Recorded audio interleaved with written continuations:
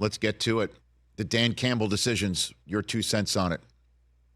Okay, at first I was like, Dan, what are we doing? I just say this. The timeout to me is a no-no. Like, that to me is the thing that we should be evaluating Dan's performance on. You mean at the very end of the game? At the very end of the game. Okay. I hate that because onside kick, not a high percentage play. You know, if you get 3 downs with a minute to go after a kickoff and a chance to maybe, you know, like if you get that 4th down, right, you get a chance to be kicking a field goal to tie the game, right? Like, unless I'm misremembering it, I feel gaslit by that timeout. Like, I was just like, what are we doing? Other than that, you know, the 4th down's okay.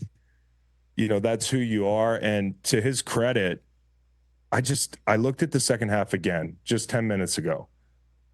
I think Detroit just missed their opportunities. Like, they had chances the entire second half to convert in these situations, whether it's Reynolds dropping the ball on 3rd and 9, whether it's you know, Goff being a little bit off on 4th and 3. You know, the plays there.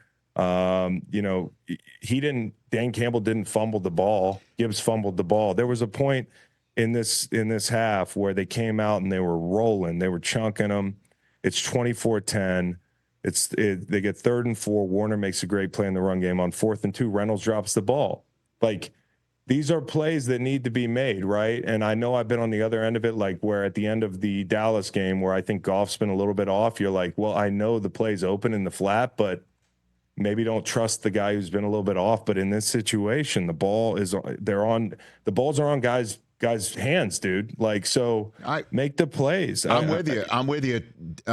Just a little pushback here, Chris, is in the same way, you know, you don't want your quarterback flinging it into windows he shouldn't just because that's what he does, right? That's his style. You're going to live with it. You're going to die with it. And sometimes you got to throw it away. You've got to live for the next snap. You got to live for the next half. You got to live I and totally take understand. points when it's right there. You know, a perfect example. If you remember when Favre threw the interception with the Vikings to how can I forget? Yeah. You know what I mean? To send the Saints to the Super Bowl, and Paul Allen, who's at the radio mic in Minnesota, said it right. He goes, "This isn't like Detroit, man. Like, this isn't like Week 6. You know, like this is the Super Bowl." I understand. I understand, Rich. I wanted to jump on Dan for the 4th down calls, but the fact that Reynolds dropped the 4th and 2 and it's not a low percentage play, like that's a play they make all the time. But why is it Reynolds? You know what I mean? Like, why is it 14? Where's 14? Why is it 8? He gets paid. He gets paid too. He's open. You know, you want Goff to force the ball into coverage? I don't know. Like, here's my point. My point is this. If you got any issue with the 4th down calls, is the fact that before the half, it was good enough to go up 3 possessions.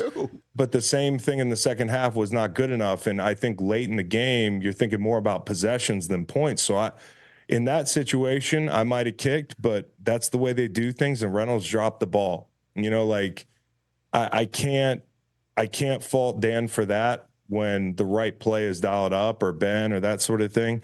The thing I can fault them for is, as a team, between the Gibbs fumble and their 2-minute drive, San Francisco had the ball for 13 minutes.